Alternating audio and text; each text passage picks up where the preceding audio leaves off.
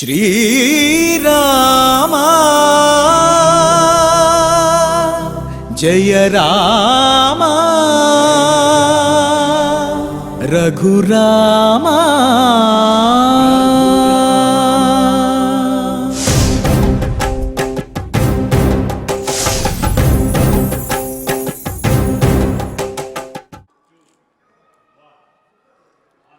ओं नमो वेंकटेशाय। जयतु विजयकारी जानकी मोदकारी तपनकुल विहारी दंडकारण्यचारी दशवदन कुठारी दैत्य विच्छेदकारी मणिमकुटकधारी चंडकोदंडधारी। జయమును చేకూర్చేటటువంటి వాడు, సీతాదేవికి ఆనందాన్ని కలిగించే దివ్యమంగళ విగ్రహుడు, సూర్యవంశమునందు జన్మించి దండకారణ్యంలో తిరుగుతూ తన కోదండమును ధరించి ఋషులందరినీ కూడా సంరక్షిస్తూ రాక్షసులందరినీ కూడా సంహరిస్తూ ధర్మ సంస్థాపన చేసినటువంటి ధర్మమూర్తి శ్రీరామచంద్రుడు భక్తులందరికీ కూడా జయమును చేకూర్చాలి అని ప్రార్థిస్తూ తదభిన్న స్వరూపుడైనటువంటి వెంకటాద్రి రాముని యొక్క అనుగ్రహంతో మన పిల్లలందరూ కూడా ఆయురారోగ్య ఐశ్వర్యములతోటి వర్ధిల్లాలి, మనందరము కూడా సకల సంపదలతోటి తొలతూగాలి భక్తులందరూ అని ఆకాంక్షిస్తూ తిరుమల తిరుపతి దేవస్థానం వారు ఈ కలియుగ వైకుంఠంలో నిర్వహిస్తున్నటువంటి శ్రీమద్ రామాయణం బాలకాండ పారాయణ కార్యక్రమంలో నేటికి మనం 180వ రోజులో ప్రవేశించాము. ఈనాటి మన బాలకాండ పారాయణ కార్యక్రమాన్ని శ్రీ గురుధ్యానపూర్వకంగా సత్సంకల్పంతో మనందరము కలిసి ప్రారంభించుకుందాము. ఓం నమో వెంకటేశాయ. శ్రీ గురుధ్యానం. గురుర్బ్రహ్మ గురుర్విష్ణు గురుర్దేవో మహేశ్వరః గురుః సాక్షాత్ పరం బ్రహ్మ తస్మై శ్రీ గురవే నమః. శ్రీనివాస ధ్యానం శ్రీ వెంకటాచలాధీశం శ్రియాధ్యాసిత వక్షసం శ్రితచేతన మందారం శ్రీనివాసమహం భజే. అధ సంకల్పః శ్రీమదాదివరాహ క్షేత్రే విరాజమానస్య శ్రీ పద్మావతీ జానేః అఖిలాండ కోటి బ్రహ్మాండ నాయకస్య శ్రీరామచంద్ర రూపాంతరస్య భగవతః శ్రీ వెంకటేశ్వర స్వామినః సన్నిధౌ హనుమత్ సీతా లక్ష్మణ భరత శత్రుఘ్న పరివార సమేత శ్రీరామచంద్ర పరబ్రహ్మణః పరిపూర్ణానుగ్రహేణ అస్మిన్ భువనే అతిశీఘ్రమేవ విశూచికాక్రిమేః వినాశనార్థం భారతవర్షస్య అభివృద్ధౌ నిమగ్నానాం విద్యా విత్త వాణిజ్య కృషి వైద్య వైజ్ఞానిక దేశరక్షణాదిరంగేషు విద్యమానానాం ఆస్తిక మహాజనానాం సర్వేషాం సకుటుంబానాం ఆయురారోగ్యైశ్వర్య సద్బుద్ధి ఇత్యాది సర్వశుభఫల ప్రాప్త్యర్థం తేషాం సర్వతోముఖాభివృద్ధి ద్వారా శ్రీరామరాజ్యస్య పునర్వ్యవస్థాపనార్థం అనూఢానాం శీఘ్రమేవ వివాహ సిద్ధ్యర్థం దంపతీనాం అనుకూల దాంపత్య సిద్ధ్యర్థం సంతానార్థినాం శీఘ్రమేవ సత్సంతాన ప్రాప్త్యర్థం తతః పితృదేవతా ప్రీత్యర్థం గో సంరక్షణార్థం చ సకల సంపత్ప్రదే శ్రీమద్వాల్మీకి రామాయణాంతర్గతే బాలకాండే యథాశక్తి శ్లోక వ్యాఖ్యాన పురస్సరం చతుర్వింశ సర్గ శ్లోక పారాయణం తథా శ్రీమద్యోగ వాసిష్ఠే విశూచికా మహామారీ నివారకస్య మహామంత్రస్య పారాయణం శ్రీధన్వంతరి మంత్ర పారాయణం చ అన్యోన్య సాహాయ్యేన ఆచార్య ముఖేన కరిష్యామహే. శ్రీ వాల్మీకి ప్రార్థనా.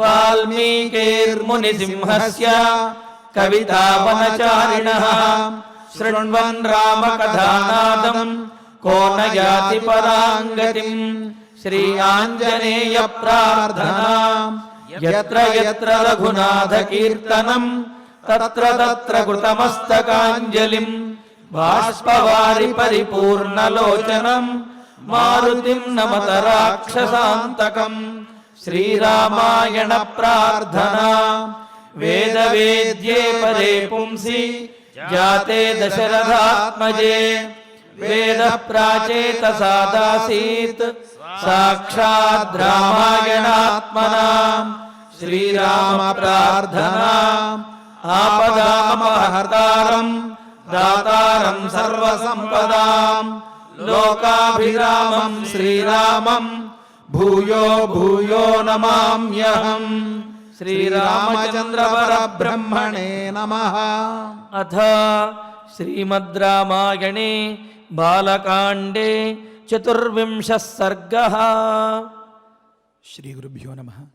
श्री वेंकटेश चरणौ शरणं प्रपद्ये। श्रीरामाय नमः। ततः प्रभाते विमले कृत्वाह्निकमरिन्दमौ विश्वामित्रं पुरस्कृत्य నద్యాస్తీరముపాగతౌ. శ్రీరామచంద్రుడికి లక్ష్మణస్వామికి ఇది రెండవ మజిలి. మొదటి రోజు ఏకాంతంగా నిర్మలంగా ప్రవహిస్తున్న ఆ సరయూ నది ఒడ్డున గురువుగారు ఏర్పరిచినటువంటి ఆ లేత ఆకులు దర్భలు అవే ఒక పరుపుగా అక్కడ ఆ గురువుగారు కథలు చెప్తూ ఉంటే అలా నిద్రించి గురువుగారు అందంగా అమ్మని గుర్తు చేస్తూ నిద్రలేపిన ఆ సుప్రభాతాన్ని మరిచిపోలేనట్లుగా రెండవ మజిలీ చేశారు. ఎందుకంటే ఉదయం నిద్రలేచిన సందర్భాన్ని బట్టి ఆ రోజంతా ఒక రకమైనటువంటి హుషారు ఉత్సాహం ఉంటూ ఉంటుంది. ఈ రెండవ మజిలీ చాలా ఆశ్చర్యంగా చాలా విచిత్రంగా జరిగింది. ఎలా అంటే అంతటా ఎటు తిప్పినా తల తిప్పకుండా తమ వైపే చూస్తూ ఉండేటటువంటి ఆ ఋషి ఆ మునుల సముదాయం పిల్లల దగ్గర నుంచి పెద్దల దాకా ఆడవారు మగవారు అనే భేదమే లేకుండా ఆ చూపులు గుచ్చుకునేలాగా తమను తడుముతూ ఉంటే ఎవరైనా మనల్ని ప్రత్యేకంగా పరిశీలిస్తున్నారు అని అనిపించేటప్పటికే లోకంలో ఏదో తెలియని ఒక రకమైనటువంటి ఆనందం సంతోషం ఈ రామలక్ష్మణులకి వారిని చూసేటప్పటికే చెప్పలేని స్ఫూర్తి కలిగింది. ఎందుకు అంటే సహజంగా అసలే రాజకుమారులు వీరు, పుట్టుకతో ఉత్సాహం, దానికి తోడు ఉత్సాహశక్తిని పెంపొందించే బల అతిబల అనే రెండు బలవర్ధకములైనటువంటి ఔషధాల్ని గురువుగారు ఇచ్చారు. వాటిని పుణికి పుచ్చుకున్న రామలక్ష్మణులు ఇద్దరికీ అసలు ఆ ఉత్సాహానికి అంతే లేదు. ఇక్కడ ఒక రహస్యం చెప్పుకోవాలి మనం.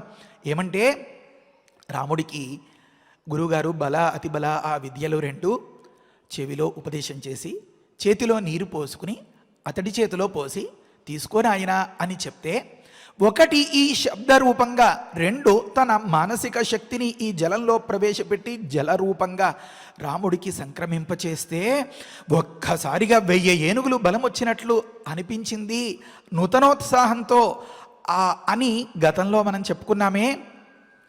మరుక్షణంలో పక్కనే ఉన్నటువంటి లక్ష్మణస్వామిని చూసుకుని రాముడికి ఒక సందేహం కలిగిందిట. గురువుగారు అని అనబోయి నోరు తెరవబోతోంటే ఆగు ఆగు, నాకు అర్థమైంది నీ సందేహం, లక్ష్మణస్వామి గురించే కదా, నీకు ఎప్పుడు ఎలా కావాలంటే అలా ఈ విద్యలను ఉపదేశించేసుకునేలాగా వినియోగించుకునేలాగా నేను పరిపూర్ణంగా అనుగ్రహిస్తున్నాను అని దీవించారట. ఒక దగ్గర చెప్తారు, ఆ సందర్భంలో రామచంద్రమూర్తి స్వయంగా లక్ష్మణస్వామికి ఉపదేశం చేస్తారట. అది సిద్ధమంత్రం కదా, అలా కాకుండా వేరే రకమై ఉంటే కొన్నిసార్లు జపం చేసి పురస్చరణం చేసుకుని తర్పణాదులు అన్నీ నిర్వహిస్తే తప్ప అది మనకు పని చేయడం మొదలవదనమాట. అంటే అది మనకు సిద్ధించదనమాట.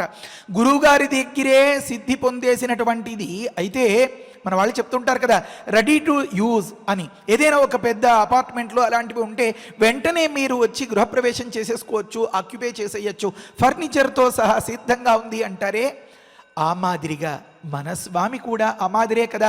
అందుకనే కదా అన్నమయ్య అన్నారు, చెడనీక బతికించే సిద్ధ మంత్రమా. అలా కోరినదే తడవు. మనం నిష్కల్మషంగా కోరాలి కానీ, నిష్కల్మషంగా మన భక్తిని నివేదించుకోవాలి కానీ, నేనున్నాను నీకు అని అనాథులకు తానే నాథుడై ఉండడా. అలాంటిది ఆ మంత్రం లక్ష్మణస్వామికి కూడా రామచంద్రుల ద్వారా ఉపదేశం జరిగినట్లుగా వ్యాఖ్యానాల్లో చెప్తారు. అంచేత పుట్టుకతో రాజకుమారులు అవ్వడం వల్ల అపరిమితమైనటువంటి ఉత్సాహం ఈ మంత్ర బలంతో అధికంగా ఇంతింత అయిపోయింది. వీరిని అందరినీ చూసేటప్పటికే ఆహా అనిపించింది. ఎందుకని? తను ఇంతవరకు పరిచయం ఉన్నటువంటి అంశాలు తనకు ఏమి, తను ఇంతవరకు చూసిన రాజరికం ఏమి, ఎవరక్కడ అని ఇలా తప్పట్లు కొట్టేటప్పటికీ క్షణంలో ప్రత్యక్షమయ్యేలాంటి సేవకులు. ఎప్పుడు కనీసం చిన్న తాపం కూడా తమకు తెలియకుండా అలా వింజామరలతో వీస్తూ ఉంటే, అలా పిల్లగాలులు చిరుగాలుల మధ్య ఏకాస్త శ్రమ అనేదే తెలియకుండా కింద పడిపోయిన వస్తువు కూడా తీసి చేతిలోకి వంగి తీసుకోక్కర్లేనంతటి దశలో ఆ పనివారు అంతంతటి సహాయం చేస్తుంటే, మరి అమ్మ దగ్గరికి వెళ్ళేటప్పటికల్లా వేడివేడిగా బంగారు పళ్ళాల్లో విందు భోజనాలు, విహారాలు, ఆనందాలు, సంతోషాలు ఇలా గడిపినటువంటి ఆ రామలక్ష్మణులకు ఏ చిన్నపాటి సౌకర్యం కూడా లేకుండా భయంకరమైనటువంటి ఆ కీకారణ్యంలో ఎప్పుడు ఏ పెద్ద పులి ఎలా అరుస్తుందో, ఏ సింహం ఎలా మీద పడి భక్షించేస్తుందో, వీటన్నింటికంటే మించి ఆ బ్రహ్మరాక్షసులు అన్నట్లుగా ఆ క్రూరములైనటువంటి ఆ రాక్షసులు క్రూర మృగాల కంటే మించి వేటాడి వీరందరినీ కూడా అలా అప్పడాలు నవ్వినట్లుగా ఒడియాలు తిన్నట్లుగా తినేస్తూ ఉంటే, అక్కడ కూడా పిల్లల దగ్గర నుంచి పెద్దవారి వరకు,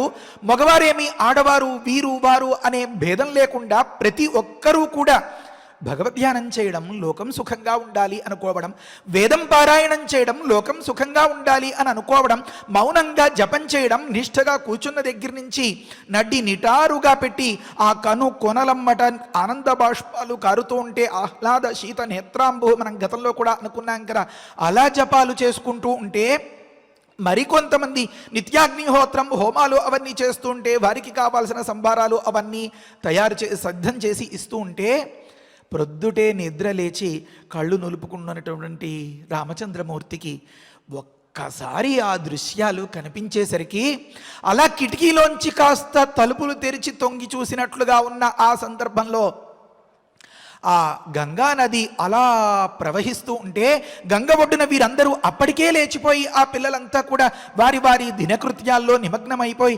నిష్ఠగా యోదేవ సవితాస్మాకం ధియో ధర్మాదిగోచరా ప్రేరయేత్తస్య యద్భర్గస్తద్వరేణ్యముపాస్మహే.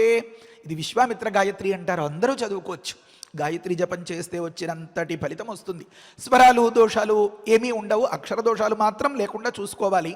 సరే, ఈ మాదిరిగా వారందరూ అంతనిష్టగా ఆ ఉదయించబోయే సూర్య భగవానుడి కోసం అంతగా స్వాగతిస్తున్నారా అన్నట్లుగా ఒకే దిశకు తిరిగి ఒకే మాదిరిగా ఏదో స్తంభాల్ని పాతేరా అన్నట్లుగా ఆ గంగ ఒడ్డున అలా జపాలు తపాలు చేసుకుంటూ ఉంటే, రే లక్ష్మణ వెంటనే లేవరా, మనం కూడా వెళ్ళిపోయి అక్కడే ములిగి స్నానం చేసి మనం కార్యక్రమాలు చేసుకుందాం అని హుషారు రాదా? అక్కడ వర్ణిస్తారు, గమనించండి. తతః అటు పిమ్మట విమలే ప్రభాతే అన్నారు, నిర్మలంగా ఉదయం జరిగింది అన్నారు.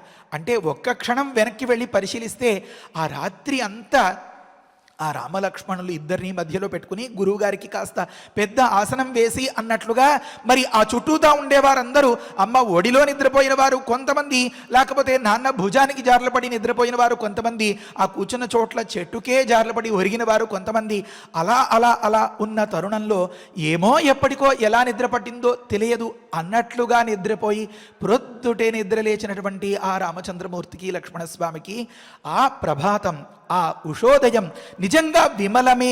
ఏ మనస్సులో చీకు చింత బెంగలు బాధలు లేకుండా హాయిగా ఒకానొక నూతనోత్సాహంతో కూడినది కాదా? ఇంకొక అర్థం, విమలమైన ప్రభాతము, నిర్మలమైనటువంటి ఉషోదయం అని అర్థం చేసుకున్నాం కదా. వాల్మీకి మహర్షి చెప్పే మాటలు ఒక్క మాటలో మనం కొంచెం పరిశీలిస్తే ఆ సందర్భానికి సన్నివేశానికి తగినట్లుగా ఇంకొక అర్థం కూడా వస్తుందన్నమాట. రాత్రి నిద్రపోయేటప్పటికి పరిశీలిస్తే అందరూ ఎక్కడ ఒక సూది మోపడానికి కూడా వీలు కానంతగా కిక్కిరిసిపోయి వారందరూ తనని మధ్యన ఉంచుకుని అలా చుట్టూతా ఉంటే, ప్రొద్దుటే ఎక్కడి వారెక్కడే అన్నట్లుగా అందరూ దినకృత్యాల్లో చేరిపోతే మొత్తం ఆ ఆశ్రమ వాతావరణం అంతా నిర్మలంగా, అంటే నిర్మానుష్యంగా అన్నట్లు అయిపోయిందనమాట. ఎక్కడున్నారు వీరంతా? గంగ ఒడ్డున జపాలు చేసుకుంటున్నారు కనుక విమలే ఆ ఆశ్రమంలో అని ఒక అర్థం. ఇంకొక అర్థం ఉంది. ఏమని? ఏ కాస్త కాలుష్యం లేకుండా నిర్మలంగా ప్రవహిస్తున్న నది ఒడ్డున అని ఒక అర్థం. ఇన్ని అర్థాలు ఎలా వస్తాయంటారా? కాస్త తెలివిగల ఇల్లాలి మాటలాగా పరిశీలిస్తుంటే మనకే అర్థమవుతుంది ఆ కావ్య సౌందర్యం. మీరు ఓపిక పట్టి వింటానంటే ఒక చిన్న ఉదాహరణ చెప్పచ్చు. ఒక ఇంట్లో ఉమ్మడి కుటుంబం, అత్తగారు మామగారు అందరు. ఆ అత్తగారి స్నేహితులు వాళ్ళు ఎవరైనా వచ్చారనుకోండి, వారిని ఊరంతా కారులో తిప్పి ఏదో చక్కబెట్టాలి, తన గొప్ప చూపించుకోవాలని అత్తగారి ఆలోచన అనుకోండి. అది నచ్చనేటువంటి ఆ కోడలు పిల్ల పాపం పెద్దగా తెగించి వీలు కాదు కుదరదు అని మాట్లాడగలుగుతుందా? అమ్మాయి అబ్బాయి ఎక్కడున్నాడమ్మా అని అది పురమాయించడం కోసం అడిగినటువంటి అత్తగారి దగ్గర అదే చూస్తున్నాను అత్తయ్య, పెందరాళే ఆఫీస్కి వెళ్ళిపోవాలన్నారు, టిఫిన్ కూడా వద్దన్నారు, కాస్త టిఫిన్ చేసి వెళ్ళమని చెప్తున్నాను, ఇప్పుడే పిలుస్తాను ఎక్కడున్నారో అన్నారు అనుకోండి. ఇటు అత్తగారు నొచ్చుకోకుండా అత్తగారి జతలో ఉన్నటువంటి వాళ్ళంతా వద్దమ్మా మేమే మా దారిలో మేము వెళ్ళిపోతాం అని అనిపించేలాగా పరిశీలిస్తే టిఫిన్ చేసి వెళ్ళమంటున్నారంటే అది విన్నా వెనక నుంచి వస్తున్నటువంటి ఆ భర్తకి వంటింట్లోకి వెడితే విషయం అర్థమవుతుంది. టిఫిన్ చేసి అన్నదానికి అక్కడ ఇంకా తయారుగా ఉంటే తయారు చేసినటువంటి దానిని ఆరగించి వెళ్ళమని చెప్తున్నాను అని భావం. తయారుగా లేకపోతే టిఫిన్ వండి అక్కడ పెట్టి వెళ్ళరా అబ్బాయి, నీకు అంతగా దీని మీద ఇప్పుడు తినాలని అభిప్రాయం లేకపోయినా, నీకంత తీరుబడి లేకపోయినా అని ఒక భావం. రోజు భోజనానికి ఆ బాక్స్ ఏదో సర్ది ఇచ్చేటటువంటి ఇల్లాలు ఈ పూట నేను ఇంకా అన్నం సిద్ధం చేయలేదు కనుక అత్తగారు ఎదురుకుండా దీన్ని ప్రస్తావించొద్దు సుమా అని ఒక అంతరార్థం, ఒక పెద్ద ఉపదేశం. ఇలా పరిశీలిస్తే టిఫిన్ చేసి వెళ్ళమంటున్నాను అని తన అభిప్రాయాన్ని అత్తగారితో చెప్తున్నట్లుగా భర్తతో చెప్పి అతడు టిఫిన్ తయారు చేసి అక్కడ పెట్టి మరీ వెళ్ళేలాగా పురమాయించుకోగలుగుతుంది అంటే అది తెలివైన శ్రీమతి యొక్క ఒకానొక మృదువైనటువంటి మాట. అలాగా మరి కర్తవ్యే కుతుకీ బుధో విరచిత తస్యై స్పృహాం కుర్మహే అని అన్నారు కదా. కావ్య సౌందర్యం అంటేనే ఇది. పెళపెళ అన్నట్లుగా, ఏదో పటపట పళ్ళు నూరుతున్నట్లుగా, ఏదో కట్టే కొట్టే తెచ్చే అన్నట్లుగా చెప్పడం కాదు కావ్యం అంటే. ఎంతో నీతిని బోధించాలి, ఒక్క మాటలో చెప్పాలి. ఆగి ఆలోచిస్తే, విశ్లేషించుకుంటే, వివరించుకుంటూ ఉంటే పరంపరగా ఆ అర్థాలన్నీ అలా తెలియాలి. ఇప్పుడు రామలక్ష్మణులు ఇద్దరికీ విమలమైన అంటే నిర్మలంగా ప్రవహిస్తూ ఉండేటటువంటి ఆ గంగ ఒడ్డున, నిర్మలమైన అంటే నిర్మానుష్యంగా అంత ప్రశాంతంగా ఉన్నటువంటి ఆ ఆశ్రమ వాతావరణంలో మళ్ళీ విమలమైనటువంటి ప్రభాతం, ఎంతో సంతోషంగా గడిచినటువంటి ఆ రాత్రి 2వ మజిలీ తాలూకు ఉదయం సుప్రభాతం చాలా విమలంగా అని ఇలాంటి భావాలన్నీ వస్తాయన్నమాట. వీటన్నింటినీ గమనిస్తే తర్వాతి మాటలు ఉన్నాయి, నేను చెప్పే ప్రతి దానికి ఒకానొక బీజం ఉంటుందన్నమాట. ప్రభాతే అరిందమౌ కృతాన్నికం విశ్వామిత్రం పురస్కృత్య నద్యాహ తీరముపాగతౌ అన్నారు. అంటే రామచంద్రమూర్తి లక్ష్మణస్వామి అరిందమౌ శత్రువులను అణిచివేయగలిగినటువంటి సమర్థులు అని అర్థం వచ్చింది. అది కొత్తగా ఇప్పుడు చెప్పాల్సిన అవసరం ఏముంది అంటే, శత్రువులంటే ఏ రకంగా కామ క్రోధ లోభ మోహ మద మాత్సర్యాలు అని షడ్వర్గాల గురించి చెప్తారు కదా. వీరందరినీ చూసేటప్పటికే అంత గొప్ప స్ఫూర్తి కలిగిందనమాట రామలక్ష్మణులు ఇద్దరికీ. కనుక మనం ఎన్నడూ అది ఉందా ఇది ఉందా, లేకపోతే అది ఉడికిన వస్తువా, దీనిలో ఉప్పు కారం సరిపోయాయా, ఇలాంటి మాటలు లేకుండా వేడి వెచ్చ, లేకపోతే నాకు ఇక్కడ చలిగా ఉంది, నాకు ఇక్కడ ప్రొద్దుటే వేడివేడిగా ఏదో కావాలి, ఇలాంటి మాటలేమీ లేకుండా తమను తామే సంస్కరించుకుని కర్తవ్యోన్ముఖులుగా అయినటువంటి ఆ దృశ్యాన్ని చెప్పాలి అంటే అరిందమౌ ఒక మాట. ఇంకొక మాట ఏమని అంటే, బాహ్యములైనటువంటి శత్రువులు ఎవరైతే ఉన్నారో మరి తాటక, లేకపోతే మారీచుడు, సుబాహుడు, వీరందరూ విశ్వామిత్రులకి పరివారంతో కలిసి ఎలా ఆటంకాన్ని కలిగిస్తున్నారో వారందరినీ అణిచివేయడానికి సిద్ధపడినటువంటి ఇంకొక అర్థం.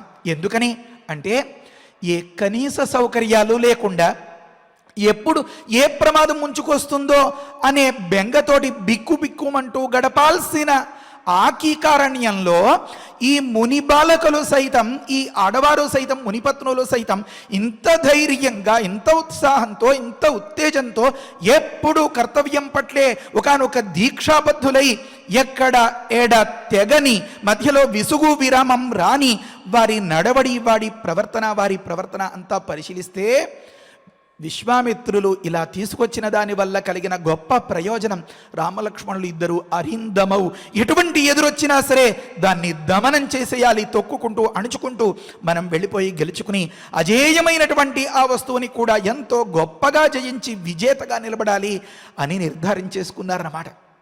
వయసు వచ్చే కొద్దీ పిల్లల్ని ఏ రకంగా పెంచాలి, వారికి ఏ రకంగా విజ్ఞానాన్ని, వికాసాన్ని అందించాలి అని తల్లిదండ్రులు గమనించుకోమని చెప్తున్నట్లుగా ఉంటుంది ఈ సందర్భం అంతా వాల్మీకి మహర్షి. దశరథులు కనుక నేను ఇంకా రథాల్ని పంపిస్తాను, సేవకుల్ని పంపిస్తాను, మండలాధ్యక్షుల్ని పంపిస్తాను అని ఉంటే సేవకుణ్ణి పిలిచి భద్ర నా తువ్వాలెక్కడా, నా చెంబెక్కడా అని అడిగి ఉండేవారేమో రామలక్ష్మణులు. మరి ఆ రథంలో ఏకాస్త కుదుపులు తెలియకుండా ఎంతో ప్రశాంతంగా పట్టుబట్టలన్నీ ఆసనంలాగా వేస్తే అలా కులుకుతూ అన్నట్లుగా వద్దురేమో, అలా చేయలేదు. పైగా నీకు విశ్వామిత్రులు ఇప్పుడు తల్లి, తండ్రి, గురువు, వారు ఏది చెప్తే నీకు అది, ఆ ఉపదేశాలన్నీ తర్వాతి మాటలు వస్తాయి. మా నాన్నగారు ఇలా చెప్పారు కనుక, నాన్నగారి మాటే నాకు వేదవాక్కు కనుక, నాన్నగారు వేదవాక్కుగా భావించేటటువంటి మీ వాక్కును అమలు చేయడమే ఇప్పుడు నా కర్తవ్యం గురుదేవా అని తాటకావధలో చెప్తారు. ఆ మాటలన్నీ ముందు వస్తాయి. ఈ రకంగా చెప్పి పంపించి కాస్తో కూస్తో మమకారం అలా వెనక్కి లాగినా, మరి కౌసల్యమ్మ ఈ కబురు విన్న వెంటనే మరుక్షణంలో కాస్త అలా పెరుగన్నం సిద్ధం చేసి అన్నట్లుగా వారికి అలా చిన్నగా తినిపిస్తూ అందంగా ఆహారం పెడుతూ, ఇంతకుముందు ఏకాస్త అనుభవం లేని ఆ పిల్లలకు నయనా అరణ్యాలిలా, వనాలిలా అక్కడ ఎంతో జాగ్రత్తగా ఉండాలి, ఈ బ్రాహ్మణుల యొక్క సంరక్షణే నీకు ప్రధానమైనటువంటి కర్తవ్యం, ఏ చిన్నపాటి మనం అనుకున్నాం కదా విషం రెండు, విషం కంటే విషయం ప్రమాదం నాయనా కనుక ఏదో శబ్దానికి ఆకర్షితమై, ఏదో పండుకి ఆకర్షితమై, లేకపోతే మరొక సరదాకి మరో దానికి నువ్వు పాల్పడి ప్రమాదాలు కొని తెచ్చుకోకూడదు అని ఆ తల్లి బుజ్జగిస్తూ గోరు ముద్దలు తినిపిస్తూ చెప్పినటువంటి ఆ మాటలు ఇవన్నీ తలుచుకుని కాలినడకన గురువుల వెంట బయలుదేరినటువంటి ఆ రామలక్ష్మణులకు ఎంత నీతిని, ఎంత ధైర్యాన్ని, ఎంత ఉత్సాహాన్ని, ఎంత ఉత్తేజాన్ని కలిగించి ఉంటాయి. మనమే ఇలా ఉన్నాము అంటే ఆ ముని కుమారులు, ఆ ముని కూడలి, ముని పల్లెలో అంతా అన్నమాట. అంటే వారే ఇలా ఉన్నారు అంటే మరి క్షత్రియ కుమారులమై లోక సంరక్షణం అంతా చేస్తాను అని కంకణం కట్టుకున్నటువంటి మనం ఇంకెంతలా ఉండాలి అని మనస్సులో ఒక గొప్ప స్ఫూర్తిని ఆ మునిపల్లెను చూసి తెచ్చుకున్నటువంటి ఆ రామలక్ష్మణులు ఇద్దరి గురించి చెప్పేటప్పుడు వాల్మీకి మహర్షి అరిందమౌ ఒక్క మాట చెప్పారనమాట. మనకు ఎవరైతే పీడను కలిగిస్తూ ఉంటారో వారు అరి అనే శబ్దం చేత చెప్పబడతారు. వాటిని, అది లోపల ఉండేవైనా సరే, బయట ఉండేవైనా సరే, వాటిని అణిచివేసేటటువంటి గొప్ప ఉత్సాహ శక్తి కలవారు అరిందమౌ అన్నమాట. ఈ రకంగా కృతాన్నికం విశ్వామిత్రుల వారు అప్పటికే లేచి అక్కడ సిద్ధపడి వారి దగ్గర ఆ కాలకృత్యాలన్నీ తీర్చేసుకుని ఉండగా క్షణం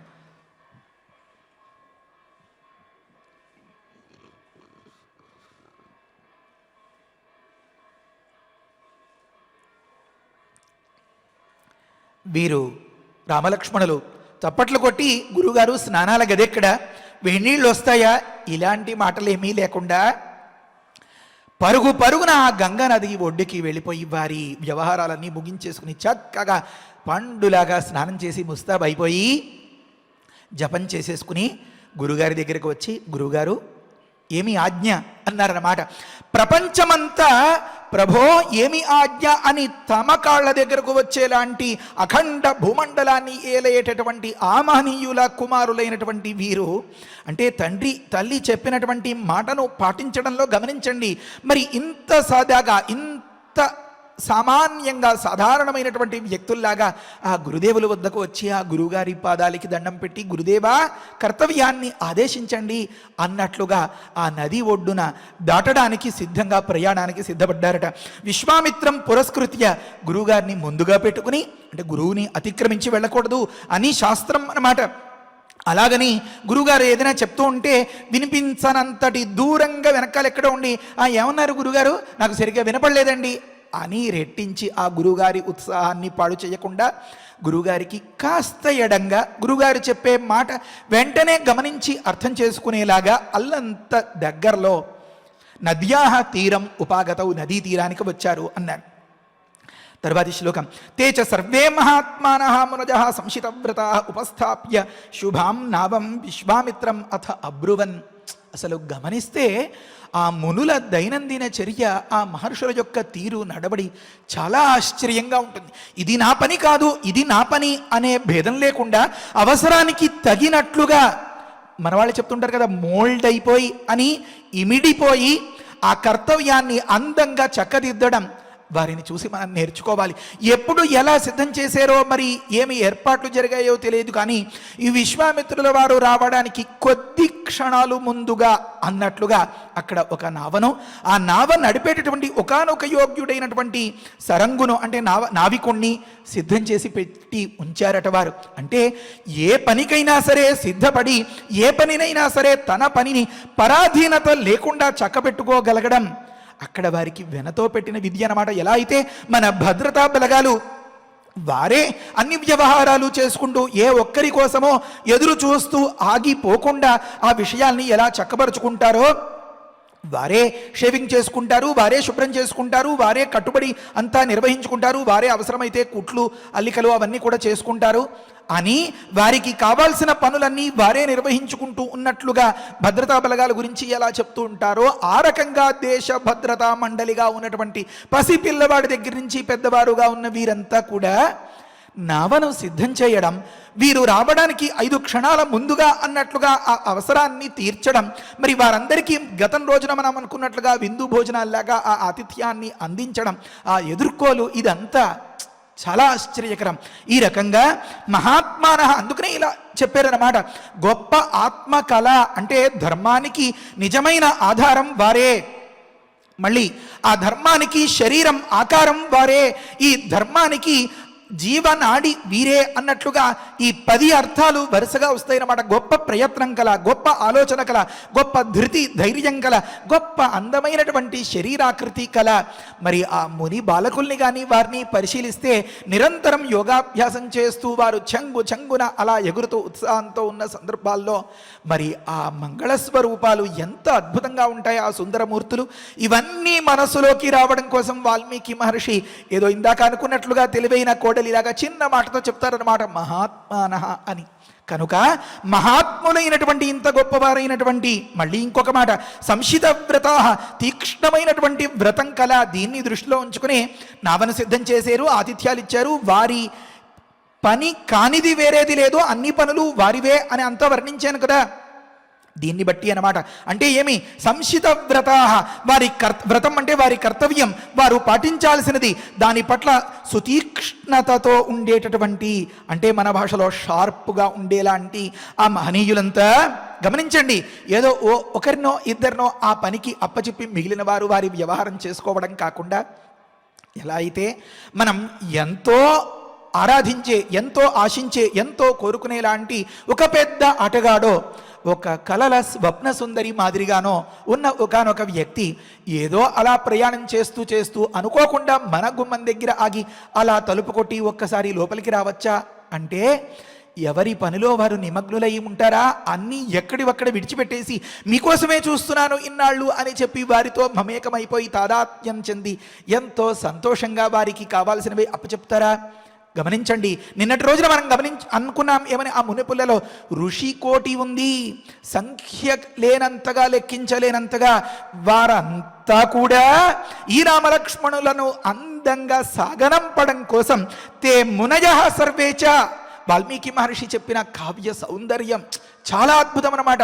ఒకనొక డాక్యుమెంటరీ లాగా దాన్ని మనం ప్రత్యక్షంగా చూడగలగచ్చు. భక్తి అని 2 అక్షరాలు ఉంటే ఆ పరిపూర్ణమైనటువంటి ప్రయోజనాన్ని పొందగలగచ్చు. విశ్వాసము అని 3 అక్షరాలు ఉంటే ఇదే నిజమైనటువంటి రామోపాసనం. మనందరం కనుక కళ్ళు మూసుకుని గుండె కవాటాలని తెరిచి దాన్ని ఒక్కసారిగా మనస్సులో గమనించినట్లయితే ఆ రామలక్ష్మణుల మధ్య, ఆ మునికూడలి మధ్య మనం కూడా ఒకరం కాగలుగుతాం. ఆ పావనమైనటువంటి ఆ సన్నివేశం వల్ల గొప్ప ప్రయోజనాన్ని పొందగలుగుతాం. సరే, తే మునజ సర్వేచ, వారందరూ కూడా శుభాం నావం ఉపస్థాప్య, ఒక నామను సిద్ధం చేయడం కోసం అంతమంది పనేమి? అలా కాదనమాట. లోపల హుషారు, ఉత్సాహం, వీరిని ఇంత అందంగా సాగనంపడం అంటే అతిథి మర్యాద సత్కారం అనేది ఎలా ఉండాలో మనకి అలా చెప్పకనే చెబుతున్నట్లుగా ఉన్న సందర్భం అన్నమాట. పైగా వారందరికీ ఈ యువకులుగా ఉన్నటువంటి ఈ రామలక్ష్మణులు ఎంత గొప్పగా నచ్చేశారో. వీటన్నింటికంటే వెనుక ఇంకొక రహస్యం ఉంది. మన బాధలు, బెంగలు, దుఃఖాలు, కష్టాలు, కన్నీళ్లు అన్నీ ఇప్పటితో తీరిపోబోతున్నాయి. ఎందుకు? ఈ ఇద్దరు పెద్ద అస్త్రాల్లాంటి, ఒక మిస్సైల్ లాగా ఉన్నటువంటి ఈ యోధులు ఇద్దరు ఈ నది దాటి అవతలకి వెళ్ళబోతున్నారు కదా. అది తాటకావనం అన్నమాట. రాబోయే కథలో వస్తుంది. అక్కడ వ్యవహారాలన్నీ చక్కపెట్టేసి కలుపు మొక్కల్ని ఏరి పారేసినంత తేలికగా మనకి ప్రశాంతమైనటువంటి జీవితాన్ని మంచిగా సాధన చేసుకునే సౌభాగ్యాన్ని అందిస్తారు అని లోపల ప్రతి ఒక్కరికి సంతోషం అన్నమాట. కనుక వారందరూ కలిసి ఏదో మన ఇళ్ళకి వచ్చినటువంటి బంధువుల్ని సాగనంపడానికి ఇంకొక 10 కార్లు వేసుకుని ఆ విమానాశ్రయానికో లేకపోతే రైల్వే స్టేషన్కో బయలుదేరి వెళ్ళినట్లుగా అందరూ ఒక్కటిగా గంగ ఒడ్డుకు వచ్చి అక్కడ నావను సిద్ధం చేసి అథ విశ్వామిత్రం అబ్రువన్ను, విశ్వామిత్రుల వారిని గూర్చి ఇలా పలికిరట. ఆరోహతు భవాన్ నావం రాజపుత్ర పురస్కృత అరిష్టం గచ్చ పంథానం మా భూత్కాలస్య పర్యయః. ఎక్కడికైనా బయటికి పని మీద వెళ్ళేటప్పుడు ఒక కార్యాన్ని సాధించుకురావాలి అని అనుకున్నప్పుడు ఆ వెళ్ళే వ్యక్తులకు ఈ విధమైనటువంటి వీడ్కోలు పలకాలి. ఇంత అందంగా ఆశీర్వచనము అని ఒకానొక భగవంతుణ్ణి ధ్యానించి వారి కార్య సాఫల్యాన్ని కోరాలి. కార్య సాఫల్యాన్ని కోరడమే ఆశీర్వచనం. నెత్తి మీద చేయి పెట్టి దీవిస్తే అది మాత్రమే ఆశీర్వచనం కాదు. సరే, భవాన్ విశ్వామిత్ర తమరు రాజపుత్ర పురస్కృత, ఈ రాజపుత్రులు ఇద్దరిని ముందుగా ఉంచుకుని, అంటే గమనించండి ఎంత అద్భుతమైనటువంటి మాటో. ఆ నామ ఎక్కేటప్పుడు తాను ఎక్కేసి పిల్లలిద్దరూ ఇంకా ఎక్కకపోతే అమ్మమ్మమ్మో మేమెలాగా అని అంటారేమో. వెళ్ళవలసిన వారు ముగ్గురైతే వారిలో ఈ పిల్లలుగా ఉండేవారిని ముందుగా ఎక్కించి తాను తరువాత ఎక్కాలి అనే తాత్పర్యం కూడా తెలుస్తుందన్నమాట. కనుక రాజపుత్ర పురస్కృత అన్నారు. ఈ పుర అంటే ముందుగా, కృత ఉంచుకున్నవాడవై ఈ రాజపుత్రులు ఇద్దరిని ముందుగా ఉంచుకొని ఈ నావెక్కి నీ ప్రయాణం సాగించు విశ్వామిత్ర అన్నట్లుగా చెప్పారన్నమాట. మనం ఆ దృశ్యాన్ని కళ్ళతో చూడగలుగుతాం.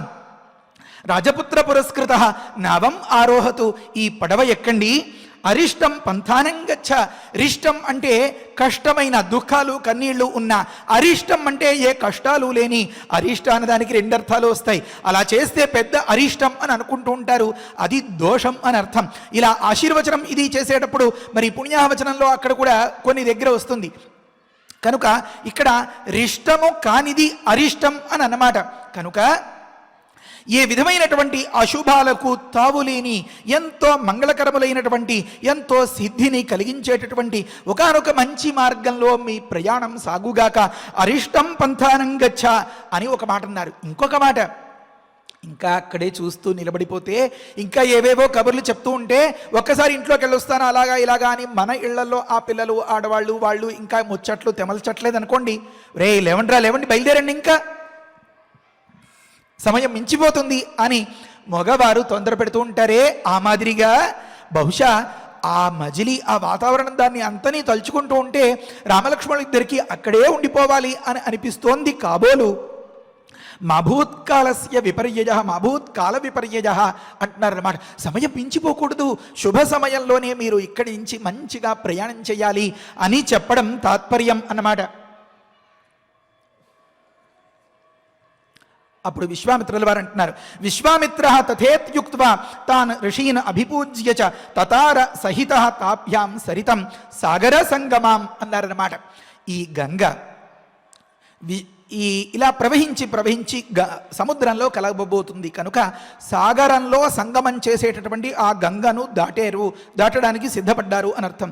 విశ్వామిత్రుల వారు తథా అలాగే అని వారందరికీ వీడ్కోలు పలికి తాను ఋషియను అభిపూజ్యచ వారందరినీ కూడా ఎంతో గొప్పగా అభినందించి గౌరవించి తాభ్యాం సహిత ఈ రాజకుమారులు ఇద్దరినీ వెంట పెట్టుకుని సాగర సంగమం సరితం సాగరంలో సంగమం చేసేటటువంటి ఆ గంగను తతారా దాటడానికి ఉద్యుక్తులయ్యారు అన్నారు.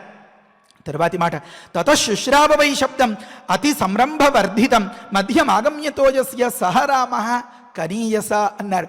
రాములు వారు ప్రయాణం చేస్తున్నారు కానీ వారి దృష్టి అంతా ఆ చుట్టూతా పరిసరాల్ని పరిశీలించడం మీదనే ఉంది. ఈ పరిసరాల్ని పరిశీలిస్తూనే ఒక కంట కనీయస అన్నారు కదా, తన తమ్ముణ్ణి కనిపెట్టుకోవడంలోనే ఉంది. కనుక తతః అలా ప్రయాణం అయిన పిదప రామచంద్రుడు కనీయస సహా తమ్ముడితో చిన్నవాడితో కలిసి తోజస్య మధ్యం ఆగమ్య సగం వరకు ప్రయాణం జరిగిందట. నది మధ్యకు వచ్చింది నావ. అప్పుడు ఒక్కసారిగా పెద్దగా వినిపించడం మొదలుపెట్టింది. ఏమది? అతి సంరంభవర్ధితం శబ్దం అన్నారు. పెద్ద అలజడితో కూడినటువంటి ఆ శబ్దాన్ని శుశ్రావవై విన్నారు. తరువాతి మాట అథ రామ సరిన్మధ్యే పప్రచ్ఛ మునిపుంగవం వారిణ భిద్యమానస్య కిమయం తుములోధ్వని. వెంటనే గురుగారి దగ్గరికి వచ్చి కాస్త దగ్గరగా, గురుగారు అథ అటుపిమ్మట రాముడు సరిన్మధ్యే ఆ నది మధ్యలో భిద్యమానస్య వారిణ ఒక నది ఎత్తైనటువంటి కొండరాళ్ళ మధ్య నుంచి అలా వచ్చి పడుతోందనుకోండి. అలా కిందుగా ప్రవహిస్తూ ఉండేటటువంటి ఒకానొక నదిలో ఆ నీరు వచ్చి చేరి ఇవి రెండూ కలవడం వల్ల ఇంతగా ఎగిసి పడుతున్నాయి అనుకోండి. ఆ శబ్దం చాలా అధికంగా ఉంటుందన్నమాట. ఆ సందర్భంలో భిద్యమానస్య వారిణ ఒక నీటి ప్రవాహాన్ని తాకడం వల్ల ఏర్పడినటువంటి అయం తుములహ ధ్వని, ఈ గంభీరమైనటువంటి ఈ ధ్వని కిం ఏ కారణం వల్ల వచ్చి ఉంటుంది? మునిపుంగవం పప్రచ్ఛ ఇది మునిపుంగవం పప్రచ్ఛ అని ఆ గురుదేవుణ్ణి విశ్వామిత్రుల వారిని అడిగారట. తర్వాతి మాట రాఘవస్య వచ శ్రుత్వా కౌతూహల సమన్విత కథయామాస ధర్మాత్మ తస్య శబ్దస్య నిశ్చయం. రాములు వారినే చూడడం సరిపోతోంది. రాములు వారు దేన్ని చూస్తున్నారో ఇప్పుడు వారు దేనిని అడగబోతారో వారికి ఏది చెప్పి సమాధానపరచాలో అని ఆలోచించుకోవడమే సరిపోతోంది విశ్వామిత్రుల వారికి. గమనించండి, కౌతూహల సమన్విత అన్నారు విశ్వామిత్రుల వారికి. ఆయన ఇంతకంటే పసివాడైపోయాడు, రాముడి కంటే ఇంకా హుషారుగా ఉంది, నేను చెప్పాలి అని. రాఘవస్య వచశ్రుత్వ రఘువంశోద్భవుడైనటువంటి మన రామచంద్రమూర్తి యొక్క ఆ మాటను విని ధర్మాత్మ, మళ్ళీ ఆత్మన శబ్దం వేశారు. ధర్మానికి స్థిరమైనటువంటి ఆధారం, ధర్మమందే ప్రయత్నం కల, ధర్మమందే ఆలోచన కల, గొప్ప ధైర్యం కల, గొప్ప ధార్మికుడైన ఇలాంటి భావాలన్నీ వస్తున్నాయి అన్నమాట. ధర్మాత్ముడైనటువంటి ఆ విశ్వామిత్రుల వారు కౌతూహల సమన్విత, ఎంతో ఉత్సాహంతో, ఉత్సుకతతో, ఆరాటంతో తస్య శబ్దస్య నిశ్చయం కథయామాస, ఆ శబ్దం తాలూకు పూర్తి వివరాన్ని నిర్ణయంగా చెప్పడం కోసం సిద్ధపడ్డారట. ఏమని? కైలాస పర్వతే రామ మనసా నిర్మితం సరహ బ్రహ్మణ నరశార్దూల తేనేదం మానసం సరహ. రామచంద్రుణ్ణి గమనిస్తుంటే విశ్వామిత్రుల వారికి విషయం అంతా అర్థమైపోయింది.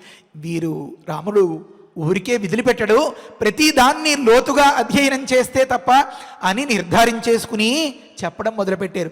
ఎలా తెలిసిందండి ఇదంతా అంటారా? కాస్త తరచి పరిశీలించండి. ఇల్లాలి మాటను చదివి అర్థం చేసుకున్నట్లుగా.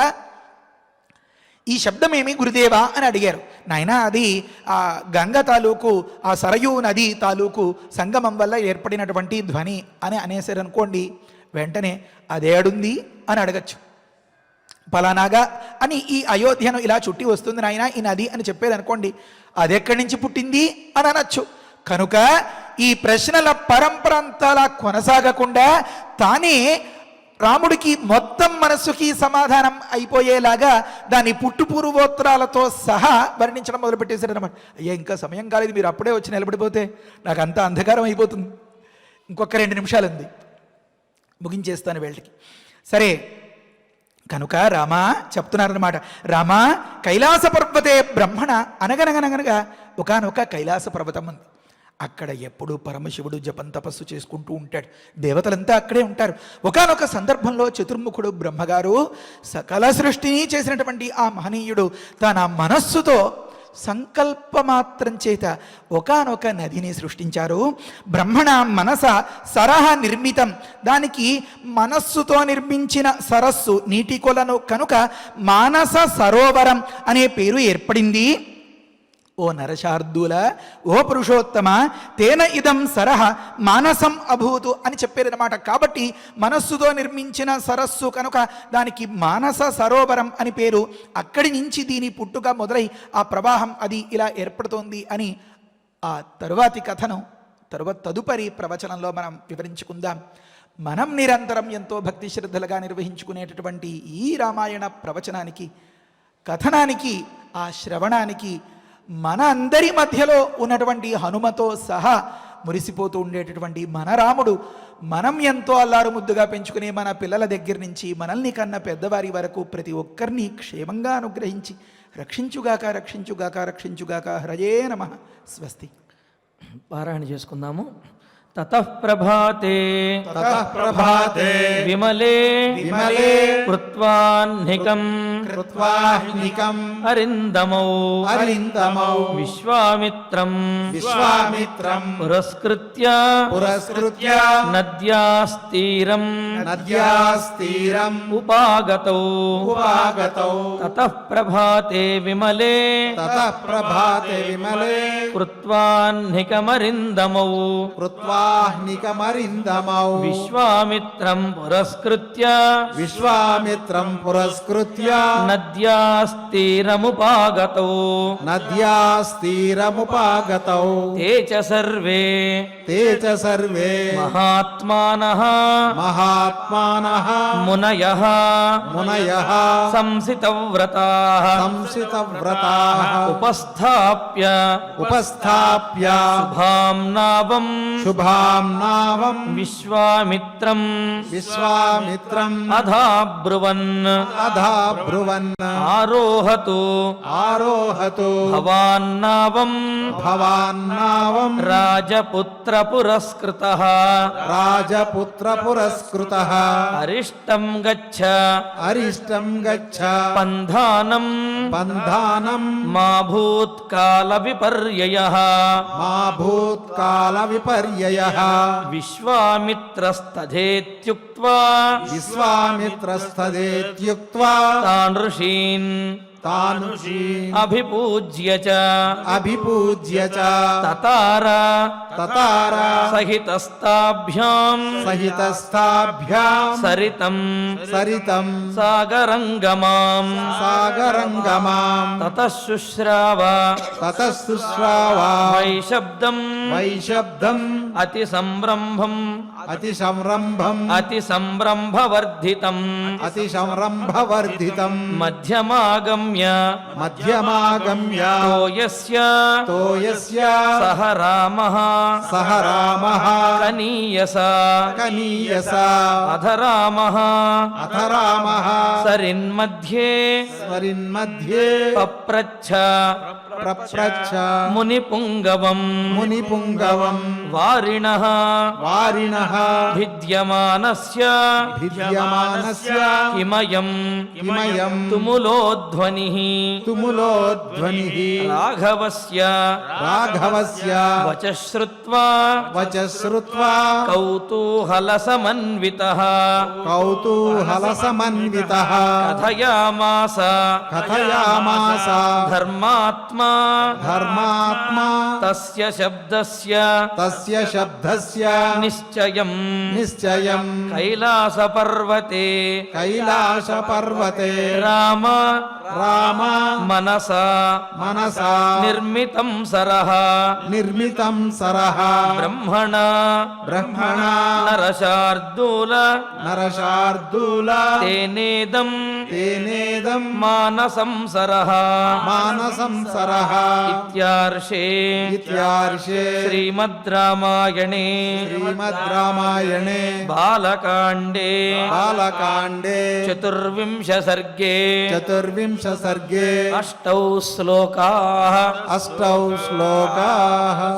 మన్మధుడు పరమేశ్వరుని చేత దహించబడినటువంటి ఆ ప్రదేశం అంగదేశము అని విఖ్యాతిగాంచింది అని, ఆ అంగదేశంలో ఉన్నటువంటి ఆశ్రమానికి విశ్వామిత్రుడు, రామచంద్రుడు, లక్ష్మణుడు వీరు ముగ్గురు కూడా అక్కడికి వచ్చి ఆతిథ్యాన్ని స్వీకరించి ఆ తర్వాత రోజున గంగానదీ తీరానికి బయలుదేరి గంగానదిని దాటుతూ ఉన్నారు.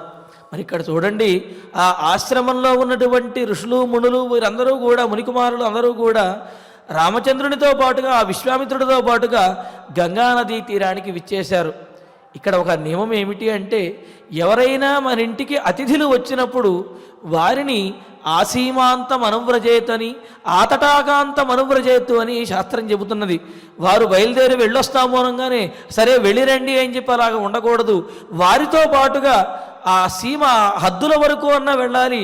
లేకపోతే అక్కడ ఉండే నది కానివ్వండి, తటాకము కానివ్వండి, ఏదైనా ఉంటే అక్కడ వరకు వెళ్ళి వారిని పంపించాలి అనేది అతిథి మర్యాదగా మనకు ధర్మశాస్త్రం చెబుతున్నది.